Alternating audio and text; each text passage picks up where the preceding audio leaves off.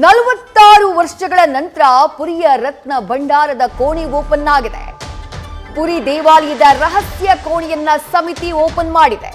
ಸಮಿತಿಯ 16 ಜನ ರತ್ನ ಭಂಡಾರದ ಕೋಣೆಯ ದ್ವಾರವನ್ನ ಓಪನ್ ಮಾಡಿದ್ದಾರೆ.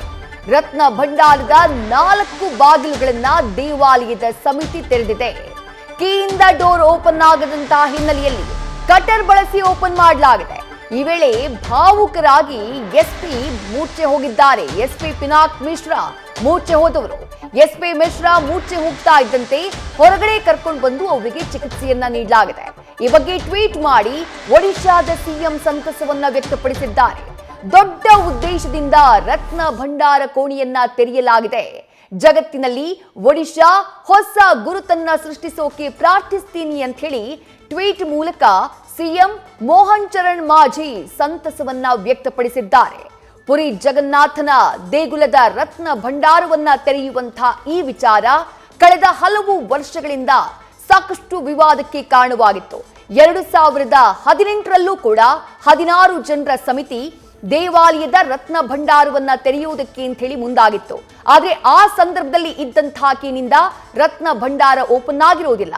ಅದಾದ ನಂತರ ದೊಡ್ಡ ಮಟ್ಟದ ಕಾಂಟ್ರವರ್ಸಿ ಕ್ರಿಯೇಟ್ ಆಗಿತ್ತು.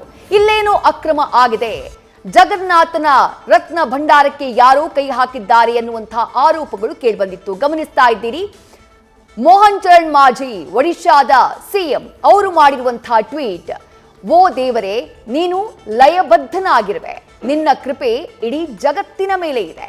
ಈ ಸಾಂಪ್ರದಾಯಿಕ ಸನಾತನ ದೇಶದ ಹೃದಯ ಬಡಿತ ನೀನು. ಒಡಿಯಾ ಜನಾಂಗದ ಅಸ್ಮಿತೆ ಸ್ವಾಭಿಮಾನಕ್ಕೆ ಶ್ರೇಷ್ಠತೆ ನೀನು. ನಿನ್ನ ಇಚ್ಛೆಯಂತೆಯೇ ಇವತ್ತು ಒಡಿಯಾ ಸಮುದಾಯ ತನ್ನ ಅಸ್ಮಿತೆಯೊಂದಿಗೆ ಮುನ್ನಡೆಯುವ ಪ್ರಯತ್ನವನ್ನ ಆರಂಭಿಸಿದೆ. ನಿನ್ನ ಇಚ್ಛೆಯಂತೆ ಅನುಮತಿಯಿಂದ ಮೊದಲ ಬಾರಿಗೆ ದೇಗುಲದ ಮೊದಲ 4 ದ್ವಾರಗಳು ತೆರೆಯಲ್ಪಟ್ಟಿವೆ. ಇವತ್ತು 46 ವರ್ಷಗಳ ಬಳಿಕ ಮತ್ತೆ ನಿನ್ನ ಇಚ್ಛೆಯಂತೆಯೇ ಮಹತ್ವದ ಉದ್ದೇಶದಿಂದ ತೆರೆಯಲಾಗಿದೆ. ಈ ಮಹತ್ ಕಾರ್ಯ ಯಶಸ್ಸಾಗಲಿದೆ ಅಂತ ನಾನು ಬಲವಾಗಿ ನಂಬಿದ್ದೇನೆ. ನಿನ್ನ ಆಶೀರ್ವಾದದಿಂದ ಆಧ್ಯಾತ್ಮಿಕ ಹಾಗೂ ಭೌತಿಕ ಜಗತ್ತಿನಲ್ಲಿ ಎಲ್ಲ ಸಂಪ್ರದಾಯಗಳು, ಎಲ್ಲ ಜಾತಿಯವರು, ಎಲ್ಲ ಬಣ್ಣದವರು ಮತ್ತು ಎಲ್ಲಕ್ಕಿಂತ ಹೆಚ್ಚಾಗಿ ರಾಜಕೀಯದವರು ಭಿನ್ನಾಭಿಪ್ರಾಯಗಳನ್ನ ಮರೆತು ಒಡಿಶಾಗೆ ಹೊಸ ಗುರುತನ್ನ ನೀಡುವುದಕ್ಕೆ ಮುನ್ನಡೆಯಲಿ ಅಂತ ಪ್ರಾರ್ಥಿಸ್ತೀನಿ. ಜೈ ಜಗನ್ನಾಥ ಅಂತ ಒಡಿಶಾದ ಸಿಎಂ ಮೋಹನ್ ಚರಣ್ ಮಾಂಝಿ ಅವರು ಟ್ವೀಟ್ ಮಾಡಿ ಸಂತಸವನ್ನ ವ್ಯಕ್ತಪಡಿಸಿದ್ದಾರೆ. ಬರೋಬ್ಬರಿ 46 ವರ್ಷಗಳ ಬಳಿಕ ನ್ಯೂಸ್ ಫಸ್ಟ್ ನಿರ್ಭೀತಿಯಿಂದ ನಿಮ್ಮ ಪರವಾಗಿ.